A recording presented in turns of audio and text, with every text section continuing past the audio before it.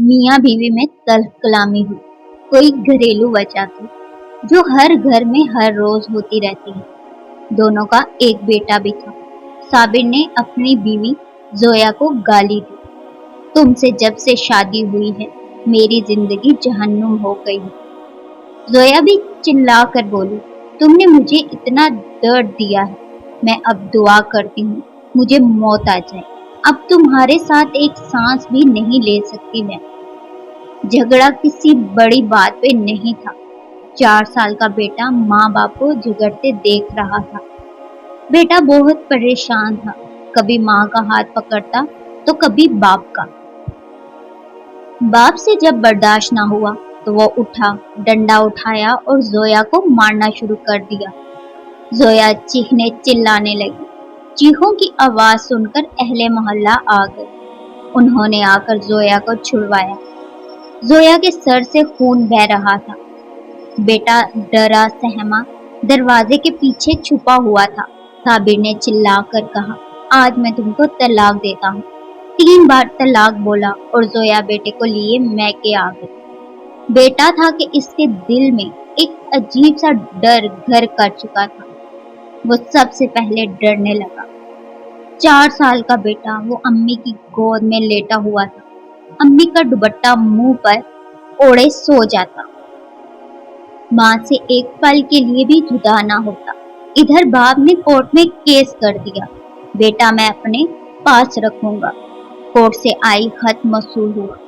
जोया के भाई ने खत पढ़ा, बताया साबिर ने बेटे को अपने पास रखने के लिए केस दायर किया है। अगले हफ्ते सुनवाई थी। बेटा माँ के पल्लू से लगा हुआ। अम्मी बाबा क्या कहते हैं? बेटा अब 6 साल का हो चुका था।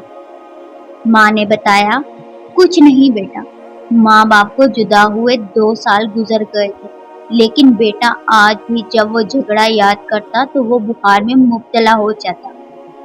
पहली सुनवाई हुई। साबिर का वकील काफी बड़ा वकील था। केस साबिर के हक में जा रहा था।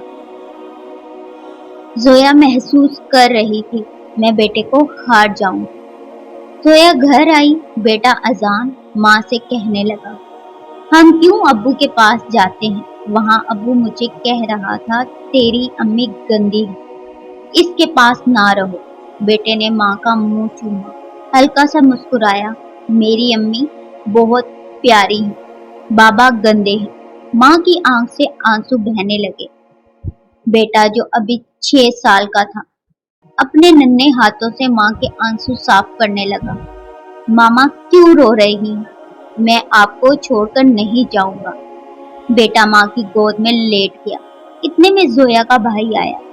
जोया की तरफ देखकर बोला, हम केस हार जाएंगे, अजान को इसके बाप के हवाले करना पड़ेगा। इसका वकील बहुत बड़ा वकील है। जोया खामोश हो गई। बेटे का मुंह चूमने लगी, कभी पाँव चूमती, कभी हाथ, कभी सर। अजान सोया हुआ था। जोया ने जोर से सीने से लगाया और रात भर रोती रही। अगले दिन अजान ने दुकान से आइसक्रीम ली और फ्रिज में रखी। नानी से कहने लगा, नानो मैं आकर खाऊंगा। माँ ने अजान के चेहरे को हाथों में भरा और आहिस्ता से बोली, अजान बेटा, मामा साथ ना भी हुई तो खाना टाइम पे खाया करना, जिद ना किया करना और दुकान की गंदी चीजें ना खाया करना। रोज दांत को ब्रश किया करना। मामा तुमको रोज देखा करेगी यहाँ से। बेटा नहीं समझ पा रहा था मामा ऐसी बातें क्यों कर रही है। माँ ने हाथ पांव छूमे। आज फाइनल सुनवाई थी अदालत में। जोया बेटे को गोद में लिए बैठी हुई थी। दिल जोर जोर से धड़क रहा था। ख्याल यही था, काश बर्दाश्त कर लेती, आज बेटे से जुदा ना होती, बेटे की खातिर खामोश रहती। इधर कार्रवाई शुरू हुई। जज साहब ने लिखा, फैसला सुनाया। तमाम दलील सुनने के बाद हम इस नतीजे पे पहुंचे हैं कि बेटा अपने बाप के साथ रहेगा। फैसला सुनते ही माँ का कलेजा फट गया। माँ बेहोश होकर गिर गई। बाप आगे बढ़ा, बेटे को उठा लिया। बेटा बाप के पास नहीं जाना चाहता था। बेटा चीख चीख कर रोने लगा। मुझे मामा के पास जाना है, मुझे मामा के पास ही रहना है, छोड़ो मुझे। जोया को होश आया, नंगे पांव दौड़ते हुए साबिर के पास गई। इसके सामने घुटने टेक कर भीख मांगने लगी। सिर्फ एक बार मुझे मेरे बेटे को सीने से लगा लेने दो। लेकिन वकील ने पुलिस वालों से कहा, इस औरत को हटाओ यहाँ से। माँ बिलक बिलक कर रोने लगी। बेटा तड़प रहा था। वकील मुस्कुराकर साबिर से कहने लगा, मुबारक हो जनाब, आप केस जीत गए। साबिर ने तय करदा रकम वकील को दी और चल दिया। बेटा माँ की जुदाई में रोता चीखता। इसे बाप का घर जेल लगने लगा था। माँ की शादी किसी और से हो गई, बाप ने भी दूसरी शादी कर ली। वक्त गुजरने लगा, माँ अपनी जिंदगी में मसरूफ हो गई, बाप अपनी नई बीवी के साथ। अजान जिंदा लाश बन के जीने लगा।